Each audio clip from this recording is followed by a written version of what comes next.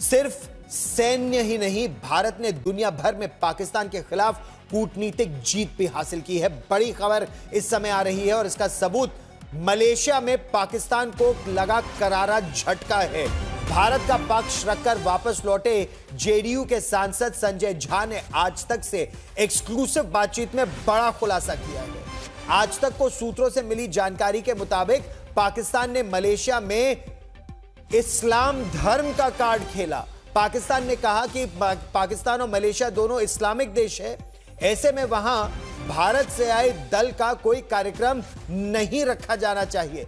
लेकिन मलेशिया ने पाकिस्तान की आपत्ति को सिरे से खारिज कर दिया और भारतीय दल के सारे कार्यक्रम हुए।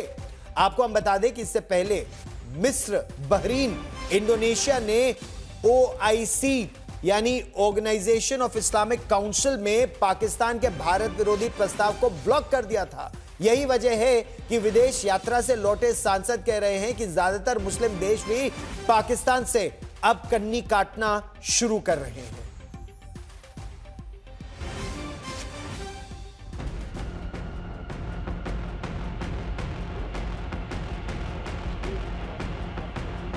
पहलगाम में पाकिस्तानी आतंक के महापाप की कहानी भारत ने दुनिया के 33 मुल्कों तक पहुंचाई है। भारत की ओर से गए सांसदों के प्रतिनिधि दलों ने किसी देश की संसद में सच सुनाया तो कहीं सरकारी प्रतिनिधियों को पाकिस्तानी पाप की बात बताई, कहीं सिविल सोसाइटी के सामने इंटरनेशनल आतंकिस्तान का कच्चा चिट्ठा खोला तो कहीं विदेशी मीडिया के सामने पाकिस्तान की जिहादी फौज और दहशतगर्दों के गठजोड़ की बखिया उधेड़ी। लेकिन इसी सिलसिले में भारत का एक संसदीय दल जो मलेशिया गया था, उसने बड़ा खुलासा किया।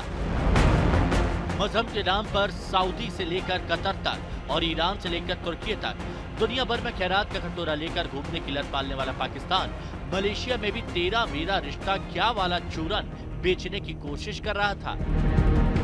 सूत्रों के हवाले से बड़ा खुलासा हुआ है कि पाकिस्तान ने मलेशिया में भारतीय प्रतिनिधि दलों के सभी कार्यक्रम रद्द कराने की गुहार लगाई थी।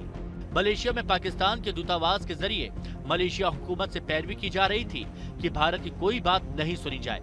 लेकिन मलेशिया ने मजहब की आड़ में पाकिस्तानी दहशतगर्दी के इस घिनौने परपंच में साथ देने से मना कर दिया। मलेशिया थोड़ा सा मुझे लगता है वहाँ की एम्बेसी भी काफ़ी एक्टिव हो गई थी कि हम लोग का ट्रिप जो है वो क्यों हो रहा है और हम लोग क्यों आए हैं, और शायद वो चाहते भी नहीं थे कि ये हो, वो बिल्कुल दिख रहा था।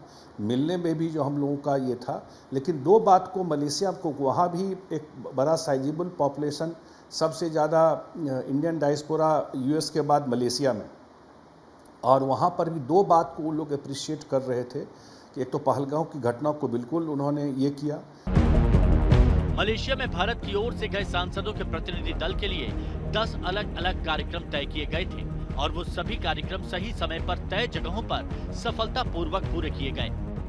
होंगी कि बहुत ही धैर्य और संयम के साथ हमारी बातों को सुना। हमने पॉलिटिकल सेटअप से बातचीत की, जितने भी राजनीतिक उच्च पदस्थ लोग थे उनसे बातचीत हमारी हुई।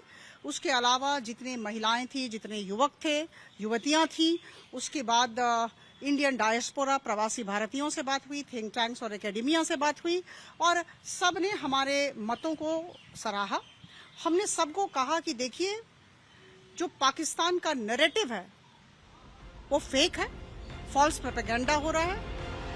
मलेशिया के दौरे पर जेडीयू सांसद संजय झा की अगुवाई में गए डेलीगेशन ने लौटने के बाद अपना जो तजुर्बा बताया, उससे जाहिर हुआ कि बाकी 4 देशों की तरह मलेशिया ने भी भारत की बातों पर गौर किया और पाकिस्तान की अपील को नजरअंदाज। हालांकि ये वही मलेशिया है जहां से बैठकर जिहादी कट्टरपंथी जाकिर नाइक भारत के खिलाफ नफरती और जहरीली बातें दुनिया भर में फैलाता है। बावजूद इसके मलेशिया ने इस बार भारत की बात सुनी है। उम्मीद है मजहबी कट्टरपंथ और आतंकवाद से लड़ाई में मलेशिया अमन और इंसाफ के साथ खड़ा होगा। पीयूष मिश्रा, दिल्ली आज तक।